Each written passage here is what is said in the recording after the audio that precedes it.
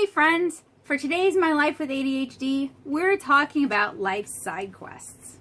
So, side quests are what I've started calling everyday derailments or distractions, side projects, things that pop up both kind of organically, like people coming to you with things they need you to do, and the things we generate for ourselves.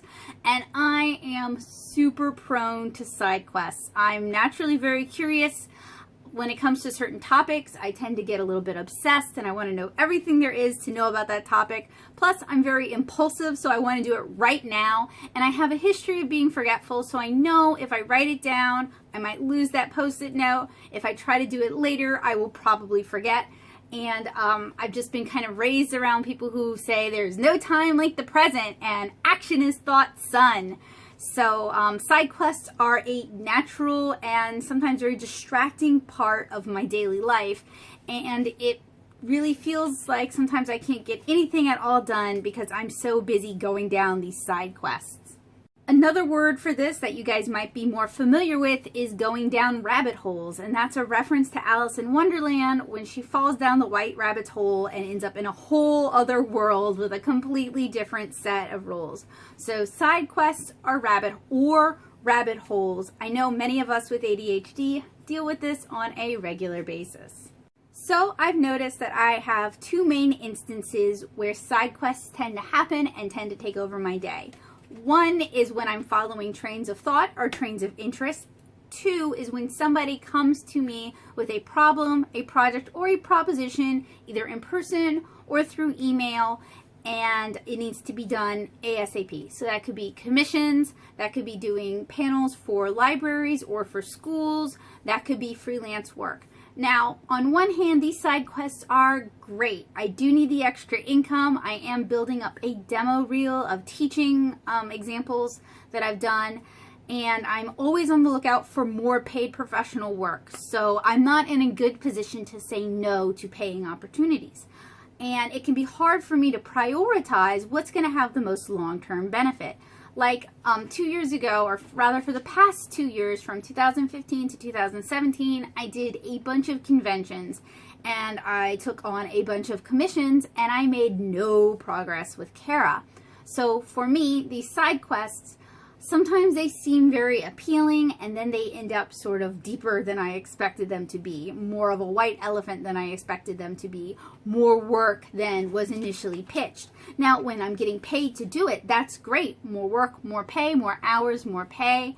That's great. But when it's unpaid labor, be it for YouTube or for other projects or for the blog, then it starts to become a problem because then it's distracting from the work I should be doing, the work that's going to help me get where I want to go professionally, or the work that is actually fulfilling and leaves me with something at the end of the day. Like I said, I have a lot of trouble prioritizing. So sometimes a side quest may seem more appealing than the main quest I'm working on that day, or it may seem like it may have more benefit. A few years ago, I turned down a lot of paying work because I had paying work and I didn't think I could handle all of it and the other things that I was doing at the time, and I got myself into this position where things started to dry up. People quit coming to me with paying opportunities. So I don't want to get back to that point. I definitely want to say yes to good opportunities and maybe no to bad opportunities. Unfortunately for me, good opportunities seem to pop up at the last minute and I need to be flexible enough that I can say yes. So what are some examples of side quests and how do they contribute or take away from my life? Well, this channel, my blog, the artist interviews we've done, those are all side quests that have become part of my main quest. And maybe that isn't for the best. This My Life with ADHD series is a side quest that, because I feel obligated to have a new post for you guys every Thursday, is sometimes very distracting and it sometimes derails me from what would benefit my life more, what would help me earn an income or help me develop a positive name or help me develop my portfolio or make progress on my comic. So even though your fans, your audience, people who enjoy your work might enjoy your side quests, they may detract hugely from you accomplishing any real meaningful goals because they're not part of that whole and they're not really contributing to your brand or your image, your portfolio, or to your mental health or to your happiness. And with me, side quests often end up taking way longer than I thought they would. They become more consuming than I estimated they would be. And I find that I've spent the entire day working on these side quests that don't help me progress my normal life. So I need to get better about prioritizing, being able to tell how important these things are, being able to tell whether or not they're going to contribute to my life in the whole, and start nixing out the excess things that don't actually contribute at all to my well-being or to my happiness.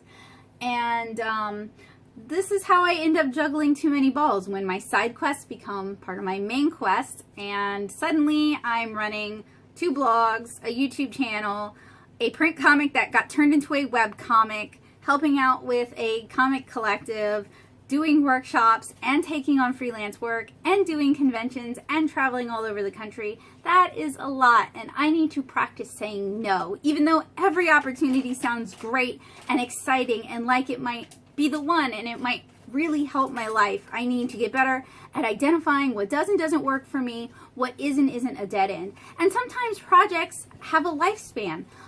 The blog, for example, had a really good time period from like 2015 to 2016 where I was getting 2,000 uniques each day, which is pretty good for an art blog. It's not great, but I've never been a super popular artist, and I'm certainly not as popular as some crafter bloggers. So 2K was pretty good for me, but I think we've hit the end of the life, because when I try to engage people about what I'm writing about, or if I ask for their opinions or their feedback, they can't give me anything because they're not actually consuming the content. So in 2019, when we hit 10 years, I will be very happy to shut the doors on that chapter of my life and move on to something that is hopefully more beneficial for me and helps me develop my career a little bit more. So I don't have any concrete solutions for side quests. Side quests and juggling too many balls are 2 things that are something I am very much working on, something that I feel like has really kept me from progressing as an artist and progressing professionally. So that's a work in progress for me. What sort of side quests do you guys feel are detrimental to your progress as an artist? What sort of rabbit holes do you fall down? Do you typically get overly distracted by? And how are they negatively impacting your life? So for me, for example, the only time I'm a completionist is when it comes to art supply reviews. And then I have this driving desire to review everything of a certain type. I've done that with fude pens. I've done that with watercolors. I've done that with watercolor papers. I've done that with cheap art supplies. I've done that with Crayola products. I've done that with alcohol markers. I get really into a certain type of product and I end up spending a lot of money and reviewing as many as I can get my hands on, and then I get kind of tired and burnt out on it, finish up that series, and I just want to be done with it. And usually by the time I'm done with it is when people actually care about it, and they're like, oh, would you review this marker? Would you review that marker? And it's like, oh, I am so done with that. I don't care anymore. I want to shut those doors and be done with it forever. So I love, as you guys know, I love art supplies, and I love reviewing art supplies, and I love learning more about the products that I use, and I love finding new things that work really well for me. But it has become a huge rabbit hole for me, and I spend a lot of time researching for blog posts and researching for some of my videos. And it's not necessarily time that makes the video better or makes the blog post better or enriches my life in a meaningful way.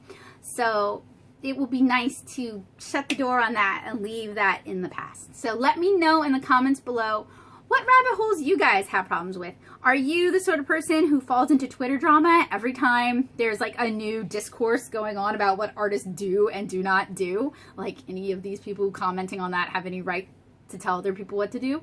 Are you one of those artists who really enjoys like fake YouTube drama and you like clashing horns and talking smack about other artists? Are you someone who feels the need to put into every convention that rolls down the pipe and you have to have like a whole new product line for every show? What rabbit holes keep you from making the sort of progress you want to make in your life. Let me know. You can let me know in a video response. You can let me know in the comments below. You can DM me on Twitter. You can email me. However you are comfortable sharing. I want to hear what your rabbit holes and side quests are. So that was my life with ADHD for this week. I hope to see you again next week, I guess, with another My Life with ADHD. Maybe we can discuss some ways that we can identify rabbit holes ahead of time and stop ourselves from making the same mistakes over and over again. Maybe this is something we can work on together. So I will see you guys again really soon. Bye, guys.